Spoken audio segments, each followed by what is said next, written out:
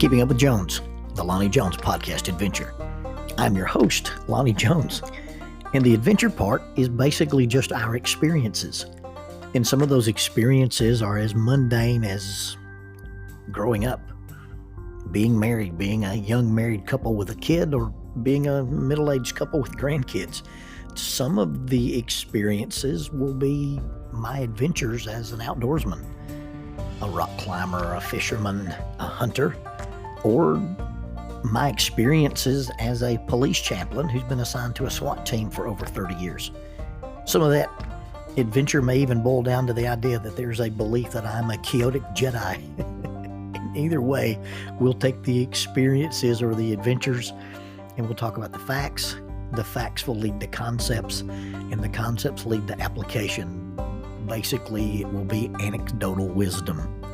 One cautionary word about the facts is we will tell you the facts just as they happened, but sometimes we'll tell you the facts the way we remember them happening, and sometimes we'll tell you the facts the way we've heard other people tell us the way they remember them happening.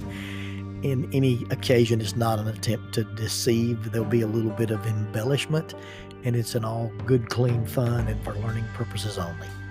Thank you for keeping up with Jones.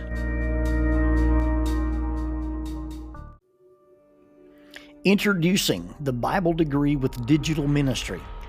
Paul used the marketplace and the synagogue to reach an expanded audience. We have access to the internet and social media. I once heard it said that when McDonald's introduced the drive-through window, they did not change the Big Mac, only how it was delivered. Faulkner University is now offering a new digital ministry track for their Bible degree. Faulkner's degree provides training in understanding and teaching the gospel, alongside training that will allow students to create quality digital content. Opportunities for evangelism in the digital spaces is unlimited, and this is innovative ministry education for our contemporary culture. One of the instructors is a two-time Emmy-winning former ESPN designer. Members of the Church of Christ could be eligible for the full tuition Jack Zorn Scholarship in order to pursue this special area of study. For more information, contact admissions at faulkner.edu. That is admissions at faulkner.edu. Faulkner University is a digital partner with Keeping Up with Jones, the Lonnie Jones podcast adventure. Did you have a good time? And the question just hung there in the air like a lobbed hand grenade. You could see the spoon over here, you could see the pen over here, and it's just hanging there, and you're waiting for the flash of light and the end of your life. I've been asked some difficult questions.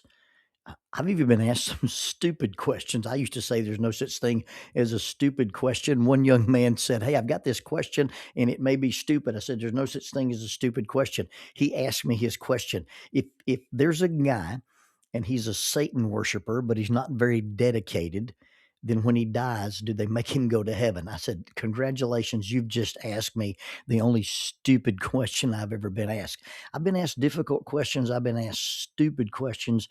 I don't believe I'd ever been asked a more awkward question. Did you have a good time? And it was just hanging there in air like that unexploded hand grenade. We, and by we, I mean this guy's daughter and myself, had visited a local waterfall. And by local, I don't mean where I lived. I mean where they lived. I was visiting this community. I was probably 18 years old. I had been invited into this community to do a vacation Bible school and a gospel meeting. So from like 8:30 to 10:30 or 11, I was working at this church with several groups of small children, and I was doing some singing, and I was teaching a class. And then in the evenings at 7, I was doing a lectureship series specifically designed just for the high school students. Well, between 11 and 7, I had this free time. And I had been doing activities with the local people my age. I had gone horseback riding with some folks. We had been chasing frogs. We'd gone fishing. And this young lady and I had gone to see the local waterfall. And when we got to this local waterfall, we got to this attraction. It was a beautiful little park, but the sign at the waterfall said no wading, no swimming, no jumping, no diving. There was nothing in the signage forbidding rappelling. And so that's what I decided we needed to do. I had my ropes in the car. I set the ropes up. I rappelled solo. I went down without a belay person at the bottom. And this was in the days before auto blocks and self-arrests, zenith hitches, and Grigories. And so after I got down to the bottom, the second rappeller, this young lady started over the edge and she made a pretty good transition, but she was leaning too far forward. You kind of lean back when you're rappelling. And because she was leaning too far forward, the t-shirt she was wearing, and she was wearing it untucked, it got tangled in the rope and it got sucked into the figure 8 rappel device. And she was tangled on the rope and she was stuck. Now, the first time I ever encountered any difficulty rappelling actually involved a shirt getting caught in the ropes. It happened to be my shirt. I was rappelling on Cheehaw Mountain at the Rock Gardens, and it was hot, and I was just with a couple of friends of mine, and I had unbuttoned my shirt and let it blow in the breeze. Now, before you get these evil, odd images, this is a 145-pound Lonnie Jones. This is the 145-pound version of me that you can't even imagine, lest you ponder what on earth would motivate a pudgy, stocky guy to be semi-shirtless. But it was different times and a different guy. I didn't panic. I've always rappelled with my left hand as my brake hand. So with my left hand behind my back, I slid my right arm out of the shirt and let it fall away behind me. Now it's just on my left arm. I passed the rope under my bottom and grabbed it with my right hand to free my left hand. And I slid my hand out of the sleeve of the shirt, and I let the shirt follow the rope through the figure 8 device, and I rappelled to the bottom, and the twisted shirt slid down the rope to me as I finished the rappel, and it was not a problem. So I knew how to solve this problem. I knew that if she could get out of this shirt, the shirt would just feed through the rappel device, and she wouldn't become stuck to the point that she would either have to be cut out or be choked out. Not the best plan I ever had, but these were exigent circumstances, and so I had to work with what I had. I tied the rope off at the bottom so that she had a permanent belay, therefore she couldn't slide any further and couldn't exacerbate the problem. The shirt couldn't get tighter around her, and it couldn't, get more tangled into the rope. I took my shirt off, put it in my mouth, and I began to climb the rocks. Yeah, I free soloed. I got close enough to her. I tossed her my shirt. I was wearing a black sleeveless Oxford High School senior shirt. And I said, now what you've got to do is you got to slide your hand and your head out of your shirt and just let it feed up the rope. You put my shirt on, and I won't watch. I'll close my eyes. I'll climb back down. I'll look down as I climb. I'll keep my eyes closed. And as soon as you get switched, I'll free the rope, and then you can rappel down and no harm done. And sure enough, I climbed down, assured her she would be safe. She went through the costume change. I freed the rope and got her safely to the ground. And just for decency, I wasn't going to stand here on the side of this waterfall and the side of this little creek shirtless with this young lady that I'd only known for a couple of days. And rather than go through the awkward, you turn around, I'll turn around, I just put her shirt on. And then we rappelled a couple of more times, and she wasn't too shaken up, and I was a little bit embarrassed that it had not gone 100% well, but it was okay. I felt like I had behaved as a gentleman. I had behaved with decorum, and I had managed to maintain her dignity, her honor, and I was going to return her home safely. Well, upon returning home, her father was in the yard, and as we exited the Impala, he eyed me suspiciously, and that's when he threw that hand grenade question out. Did you have a good time? It it resonated on a very primal level. I felt really, really good about the decisions I had made up to the point that I was standing in the yard looking at her dad and realized we had not retraded shirts. And maybe it was just some bright idea I had that I wasn't going to be in that position where it looked like I was trying to take advantage of an awkward situation. And I really, really, really felt good about it until I was standing there talking to her dad.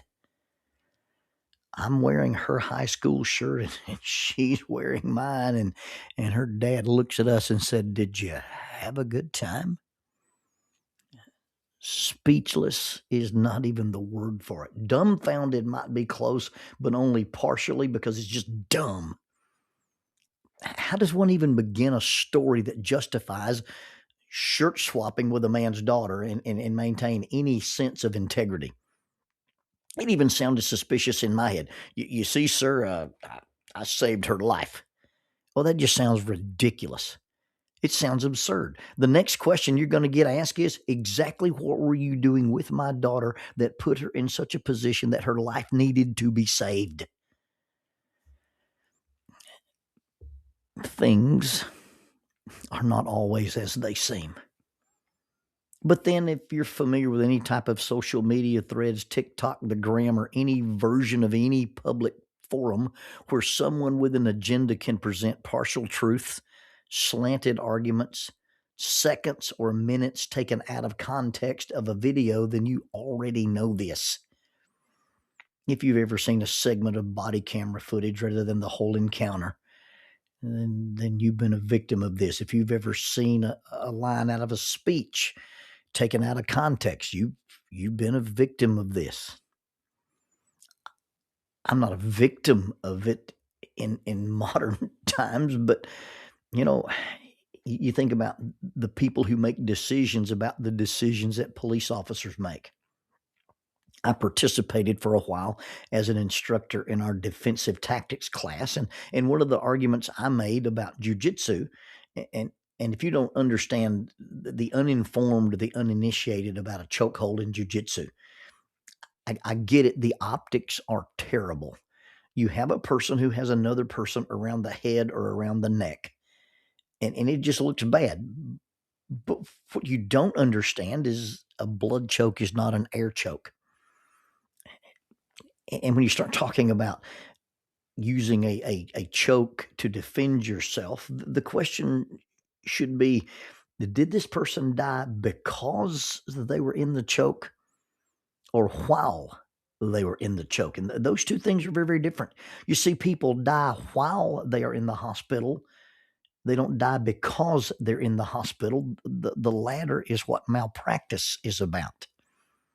But you see, if I'm struggling with a guy, if I'm trying to defend myself in a physical encounter and the guy's on meth or PCP or he's real high or he's in an altered mental state and I break his arm, he may continue to fight. And it takes a lot of blunt force trauma to de escalate that situation. But if I grab him around the head and I trap one arm and his head together, I just trap his head by itself and I put him to sleep, they all go to sleep. And it doesn't matter if they're high, it doesn't matter if they're on meth, it doesn't matter if they're on PCP, crack, crazy, or demon possessed, they all go to sleep. And that's way more humane than beating someone into the Stone Age. But because of the relentless exposure and misunderstanding and the inflammatory language used in these situations, you don't consider the techniques and nobody considers the totality of the circumstances.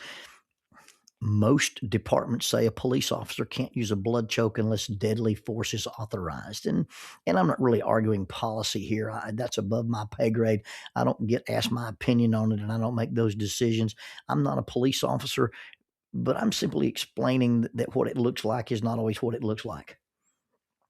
And when you really understand it, putting a guy to sleep is way more gentle than taking a stick and beating him into the Stone Age. Now, there are times when it's exactly what it looks like. And you catch somebody in a situation or you catch somebody doing something and then they offer you minimization, denial, or blame. Then you recognize that person is just trying to excuse their behavior. They're not trying to solve the problem. I remember there's a legendary line, some guys burst in on a house and discovered this man with someone he wasn't supposed to be with. And I mean, he was caught, as they say, red-handed. And his famous line was, "Who are you going to believe, me or your lying eyes?" Well, objective truth and subjective appearances are very, very different. Maybe there is no way to make a distinction between what it looks like and what it is in that exact moment. But with a little context and a little explanation, a lot of these terrible situations could be explained very easily. Hindsight is 2020. Looking back at something after it has been analyzed, after it has been put into full context, after you've seen the whole video, or even if you've got a understanding about the totality of the circumstances and you see it from a different perspective, that would eliminate the snap judgment and the overreaction and the inaccurate reaction. But in the case of shirt swapping, in the case of standing there in the front yard with this young lady, and she's wearing a shirt that doesn't belong to her, and I'm wearing a shirt that doesn't belong to me, and it was not what it appeared to be, but neither was it completely innocent. Now, I had behaved as a gentleman as far as it comes to this young lady's integrity and this young lady's honor. But truth be told, we were somewhere we were not supposed to be, on the other side of the falls. And we were doing something that we weren't supposed to be doing. We were rappelling down the falls. Climbing and rappelling was not on the sign. The sign didn't expressly forbid the activity, but the intent of the sign, without spelling it out, was pretty clear. They didn't want you going over the falls. At the time, I felt pretty clever. I felt pretty cavalier. I felt kind of adventuresome. None of those feelings were worth having done something that required explaining what was going on to this young lady's dad. I was there representing the church. I was there as a minister of the gospel. And the reasons I had to explain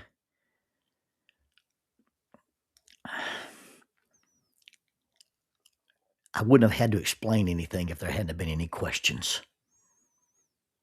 If there weren't any questions to be asked, there wouldn't have been any explanations expected.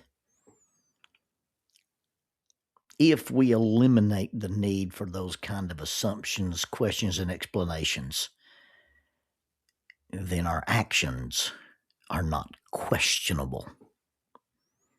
And that's the word for the day, boys and girls, questionable. Does this generate questions? Now, it may be too broad of a brush, but I'm going to try to paint with it anyway.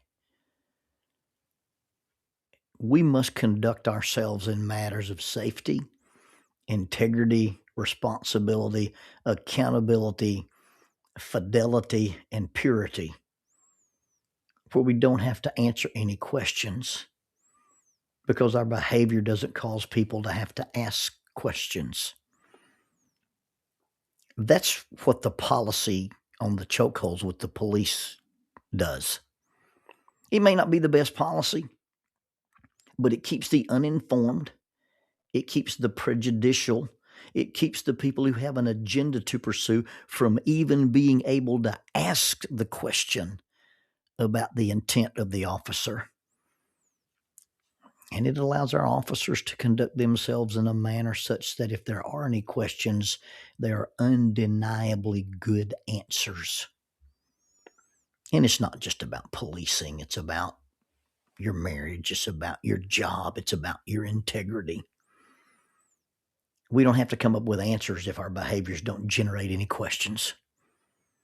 Now, there's always going to be opponents and detractors who will come up with questions, but let's ignore the disingenuous, the duplicitous, the Pharisees, the manipulators, and the I gotcha people, and let's just assume we're dealing with people who are rational. Don't be any place where someone has to wonder, why were you there? Don't do anything that makes someone have to ask, what were you doing? Don't hide information such that someone can ask you, what were you hiding and why is that a secret? And why don't you want me to know or why don't you want me to see? When you make decisions and you decide to do or not do, to go or not go, is there any question that you love God? Will this generate any question that you love your spouse? Is there any question that my intent is to do what is unquestionably right? Is there any question that this action can be interpreted as selfish or selfless? Is there any question that I want above all else for you to be safe physically, spiritually, emotionally, psychologically? Is there any question? I don't want to have to answer the awkward question, especially not questions about my actions, my integrity, my motives, my intent concerning your health, your safety, your well-being, or my integrity. And if I don't want to be in a place, if I don't want to be in a situation, if I don't want to be standing in front of somebody and have to answer those kind of questions, then my behavior in all circumstances should be such that it doesn't generate questions. That just simply means I need to live in such a way that my life is unquestionable.